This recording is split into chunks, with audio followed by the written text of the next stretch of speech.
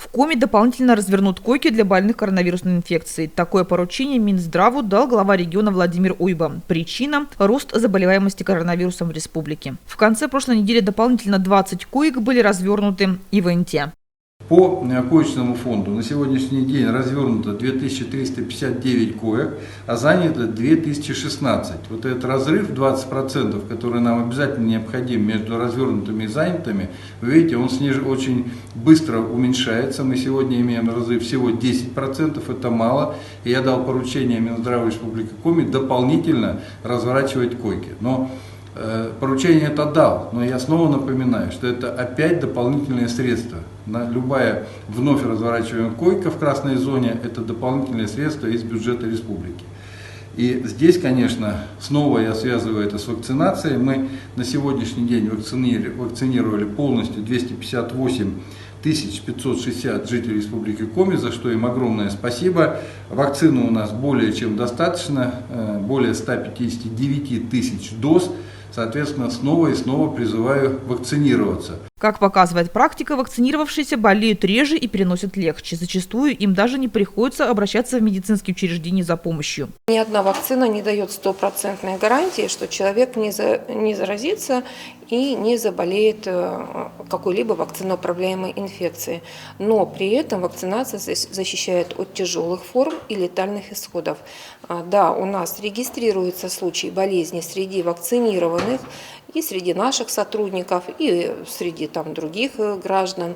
Но наша статистика и наше наблюдение позволяют с уверенностью сказать, что те привитые, которые заразились и перенесли заболевание, они перенесли его, как говорится, на ногах. То есть либо малосимптомно, либо вовсе бессимптомно. Очень легко, при всем при этом члены семьи не привитые болели рядом с вот этими привитыми, очень тяжело. Это уже факт, и это доказанный факт не только в нашем городе, а вообще эта статистика мировая это подтверждает. То есть действительно вакцинация работает, и она работает на облегчение заболевания в том случае, если человек все-таки заражается, либо работает 100% и не позволяет вообще не заразиться коронавирусной инфекцией. На данный момент в Интинской ЦГБ прививают двумя вакцинами – двукомпонентным спутником ВИ, он же Гамковид-Вак, и однокомпонентным спутником Лайт. Первая уже достаточно хорошо зарекомендовала себя, вторую советуют переболевшим и вакцинировавшимся ранее, потому что наибольший эффект она дает именно в том случае, когда у пациента высокий титр антител. Вирус мутирует. Это ни для кого не секрет, об этом говорят с большого экрана. То есть самый первый вирус, с которого началась пандемия, он имеет такое название альфа-вирус, да, а дальше уже и бета, и гамма, уже и дельта-вирус наиболее агрессивный. Да. Это свойство вирусов, да, они мутируют, не только этот вирус мутирует, любые вирусы имеют склонность к мутации, и после мутации их агрессия усиливается. Но вакцинный штамм, он защищает от любых мутаций вируса. То есть он вырабатывает иммунитет, вакцинный штамм, в принципе, от коронавирусной инфекции. Он подавляет размножение этого возбудителя, когда он попадает в организм человека. И неважно, альфа это штамм, или бета, или дельта, все равно вакцина защищает от ковидной инфекции. Есть перекрестный иммунитет, который как раз и защищает от различных штаммов этого вируса. Поэтому какой бы штамм ни циркулировал в нашей популяции, вакцина, она эффективна. Средняя стоимость пролеченного пациента в Республике Коми составляет от 200 тысяч рублей до 2 миллионов и выше. Но даже эти вложения не всегда помогают в спасении заболевшего. Это я не говорю о том, сколько мы все-таки, к сожалению, людей теряем. Поэтому цена такого отношения к тому, что я не вакцинируюсь, заболевание, тяжелое течение, но и, не дай бог, совсем негативный конец. Поэтому, уважаемые жители республики, надо вакцинироваться. Глава Коми вновь призвал жителей прийти к решению сделать прививку. Запас вакцины в республике большой – более 159 тысяч доз. В Инте привиться можно только в поликлинике номер 1, в том числе и в выходные дни с 11 до 14 часов без предварительной записи.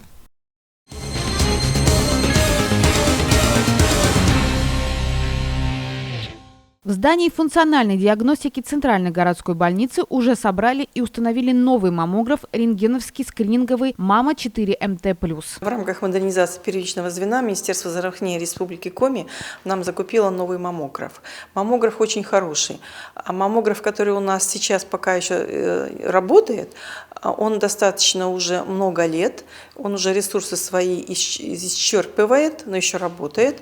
А новый маммограф обладает широким диапазоном разрешающей способности, то есть будет выявлять заболевания, которые раньше мы не могли на старом маммографе выявить, до мельчайших уровней. Он, конечно, уже более современный, он цифровой, он не пленочный, он меньше будет и наносить лучевую нагрузку на пациентов, то есть на самом деле это из последних слов техники. Программа модернизации первичного звена здравоохранения рассчитана на 5 лет с 2021 по 2025 годы. В ее рамках запланировано приобретение около 1500 единиц современного медицинского оборудования для больниц различных районов республики. Купленный для ИНТы маммографический аппарат сможет обеспечить высококачественное рентгеновское изображение молочной железы, необходимое для точной диагностики и выявления ранних стадий рака. Поставило нам его Министерство здравоохранения Республики Коми. Стоимость его достаточно большая, 13 миллионов. Платила тоже Республика Коми. Он уже собран сейчас, но пока он не введен в эксплуатацию. Это достаточно сложный процесс.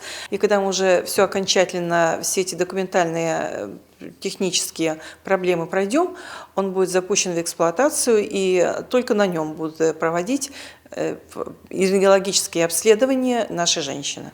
Аппарат уже установлен, но пока еще не введен в эксплуатацию. На это потребуется еще 3-4 месяца. Необходимо сделать соответствующие замеры и получить санитарно-эпидемиологическое заключение. По направлению врача, проходя всеобщую диспансеризацию населения по направлению участкового терапевта, врача-акушер-гинеколога, хирурга, любого врача, по показаниям можно будет пройти маммографию. Ну и естественно, что в плане диспансеризации женщины его тоже проходят. Как платная услуга, не думаю, что нужно проходить это платно, потому что у нас практически нет очереди на это обследование. Основными преимуществами нового маммографа являются простота эксплуатации и надежность, высокая разрешающая способность, низкая доза облучения пациентов и персонала, режим автоматического выбора параметров экспозиции и высокое качество получаемых маммограмм.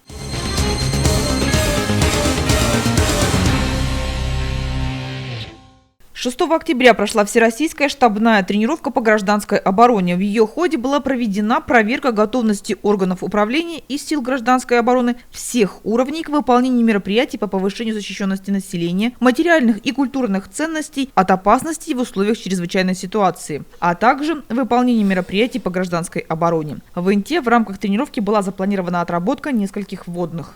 В администрации города и в организациях были развернуты группы контроля с целью отработки организации управления и взаимодействия. В соответствии с вводными, поступающими к нам в администрацию, были отработаны практические мероприятия. Был развернут пункт питания на базе столовой «Цепелин», отработана объектовая тренировка по ликвидации аварии с выбросом хлор на территории предприятия «Акваград». Также была проведена эвакуация работающих смен на предприятиях. Также на территории нашего города была проведена комплексная проверка системы оповещения и информирования населения.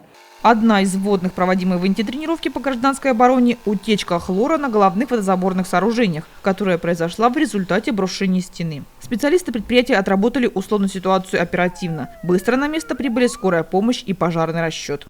Поступила вводная об утечке хлора. Персоналу была дана команда применить средства индивидуальной защиты. 2 членам дежурным на нашем участке, то есть слесарю, ремонтнику и мастеру, со средствами индивидуальной защиты, то есть индивидуальные дыхательные аппараты, АЗК-костюмы, выдвинуться на точку утечки хлора, определиться с масштабами. По результатам доклада было сказано следующее. Произошло обрушение стены хлораторной с разрушением технологического трубопровода, то есть по линии подачи хлора. Действия персонала путем перекрытия вентиля предотвратили дальнейшую утечку хлора, и они покинули зону поражения. В процессе утечки хлора вынесли 7 пострадавших и 3 погибших. Специалисты скорой помощи прибыли на место происшествия первыми. Они оказали помощь пострадавшим.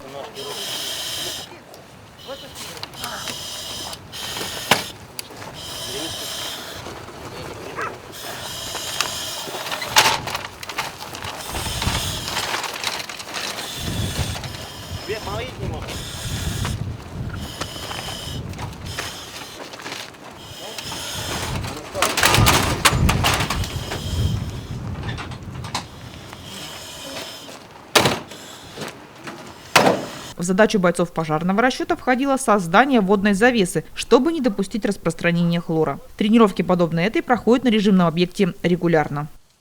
Персонал, во-первых, всегда находится в боевом, как говорится, настроении, тонусе. И учения мы, и кроме этого учения, которое имеет такой масштаб, мы ежегодно около 6 занятий проводим в течение года. То есть как раз все варианты утечки хлора, то есть или порывы баллонов, или разрыв технологического трубопровода, ну и так далее. Вплоть до перевозки этих баллонов. С персоналом занимается постоянно, то есть я сам провожу эти учения. По окончанию отработки всех вводных были подведены результаты проведения учений, минусы и плюсы взаимодействия всех служб. В целом тренировка прошла в соответствии с планом проведения, без сбоев. Определены задачи по устранению замечаний и недостатков, обнаружены в ходе проведения штабной тренировки. В лучшую сторону хотелось бы отметить слаженную работу пожарной части и Интинской ТЭЦ. Проведение подобных тренировок – стандартная практика по подготовке органов управления и населения к действиям при различного рода чрезвычайных ситуациях.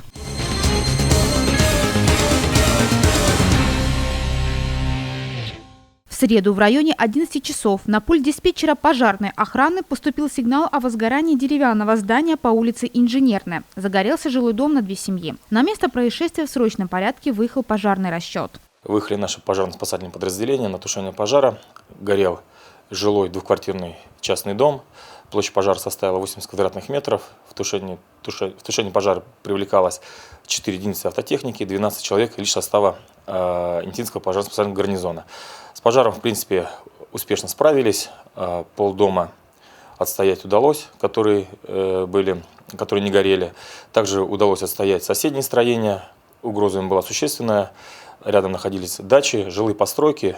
Постройки довольно-таки близко друг к другу расположены, поэтому последствия пожара могли быть и более катастрофические. Но пожарным подразделениям удалось справиться с данным пожаром хорошо. Причиной данного пожара послужила неисправность печного оборудования данного гражданина.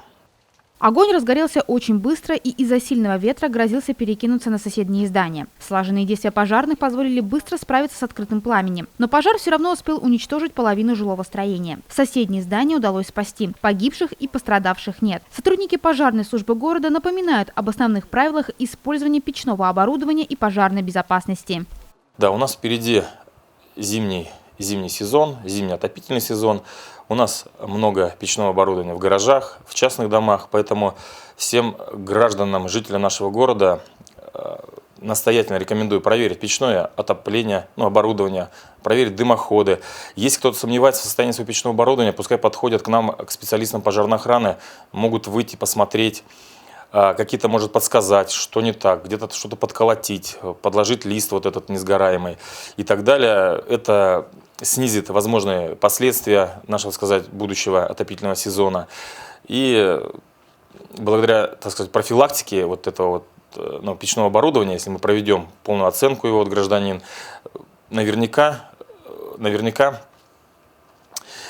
пожары, которые могли быть, их просто не будет, потому что печное оборудование будет в порядке, и не пострадает ни их имущество, ни имущество соседей, которые расположены рядом. Вот, в принципе, что не произошло, чуть не произошло. То есть у гражданина горел дом, в итоге не сгорели, чуть не сгорели соседние постройки совершенно других граждан, которые ни в чем не виноваты, в принципе, были. Специалисты уверены, что пожар легче предотвратить, чем устранять его последствия. Поэтому профилактике таких происшествий необходимо уделять особое внимание.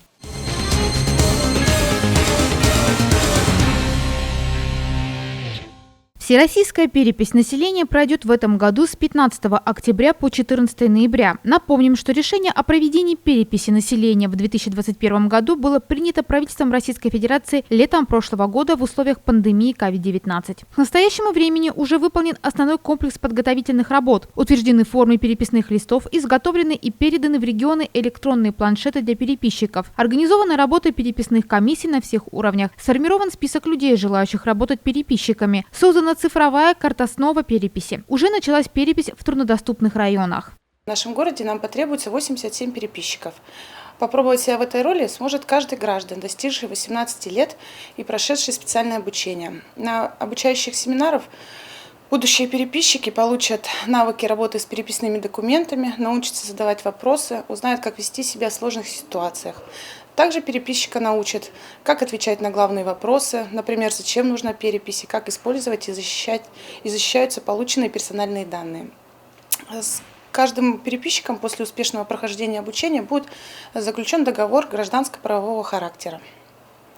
Каждый переписчик будет работать на определенном участке, ему будет выдан список адресов домов, население которое надо будет опросить. Одному переписчику в течение периода работы необходимо будет провести в среднем опросить в 550-600 человек.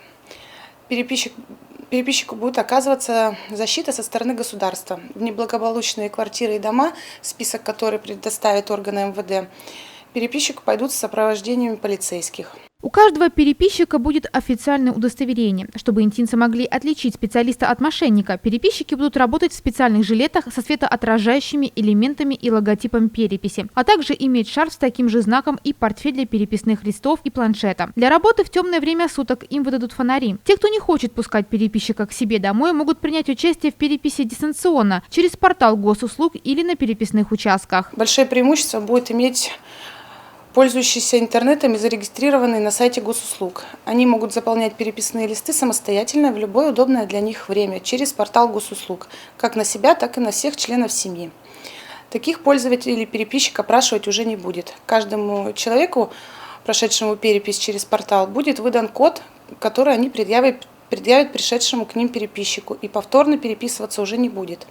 Еще одна возможность принять участие в переписи населения для людей, которые не захотят пускать дом переписчика, это стационарные участки. А остальная часть населения будет переписываться во время традиционного обхода жилых домов переписчиками.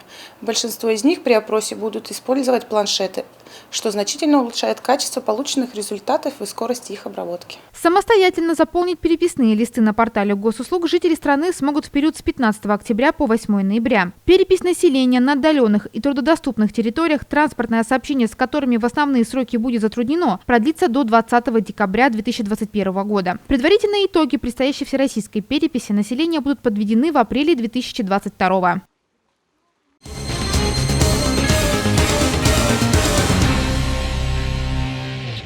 1 сентября по всей стране стартовала всероссийская программа «Пушкинская карта». Такой подарок школьникам и студентам на День знаний сделал президент России Владимир Путин. Цель нашего государства – приобщить народ к культуре любыми способами. Ну, естественно, деньги, которые виртуальные, человек пользуется ими и будет посещать культурные мероприятия. Естественно, познавательный интерес человека возрастет и образовательный тоже.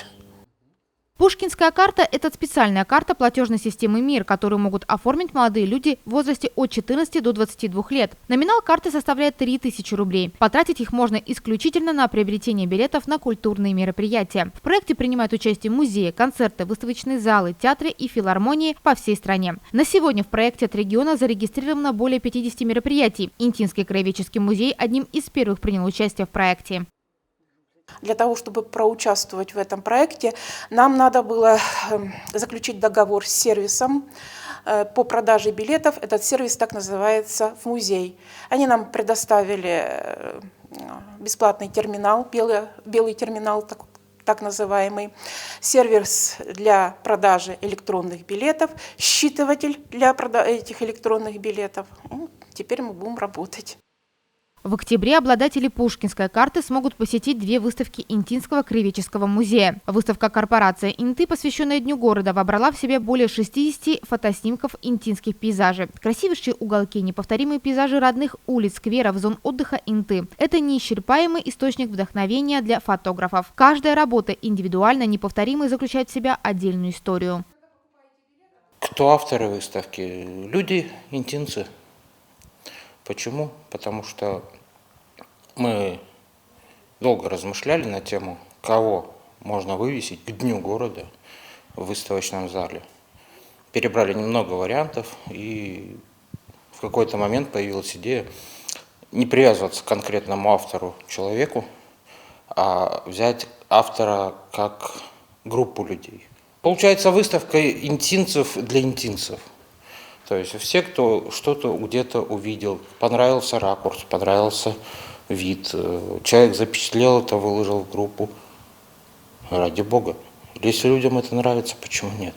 «Берестяная сказка» – это выставка из фондов музея. Все ее экспонаты выполнены из известного с давних времен природного материала – бересты, верхнего слоя березовой коры. Здесь можно не только познакомиться с изделиями, которые раньше повсеместно использовались в быту, в различных техниках исполнения, изготавливались мастерами декоративно-прикладного творчества, но и узнать много нового о технологии заготовки этого материала, его обработки и хранении. Мы работаем по плану, и мы в этом плане проводим, то есть строим выставки, это и персональные, авторские, фондовые выставки. Эти выставки мы анонсируем для населения. И есть цифровой терминал Министерства культуры, который называется «Прокультура». Там есть личный кабинет нашего музея. Мы выставляем все свои мероприятия здесь, которые проходят на Прокультуре модерацию. И мы теперь ставим значок, что это мероприятие участвует в Пушкинской карте. И уже на региональном уровне смотрят, там заседания у них проходят, и они отбирают те мероприятия, которые достойны. Афиша Пушкинской карты будет еженедельно пополняться новыми событиями. За информацией можно следить на сайте kultura.rf и в мобильном приложении госуслуги.культура, а также в официальных источниках государственных и муниципальных учреждений культуры региона, участников проекта. Получить Пушкинскую карту очень просто. Нужно лишь зарегистрироваться на портале госуслуг и подтвердить свою учетную запись. Установить мобильное приложение госуслуги.культура и заказать выпуск Пушкинской карты. После этого все мероприятия, участвующие в проекте, можно будет посещать бесплатно за счет государства.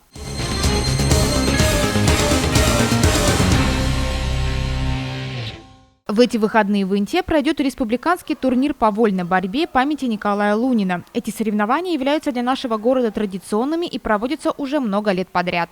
Республиканский турнир памяти Лунина будет проходить 15-17 октября.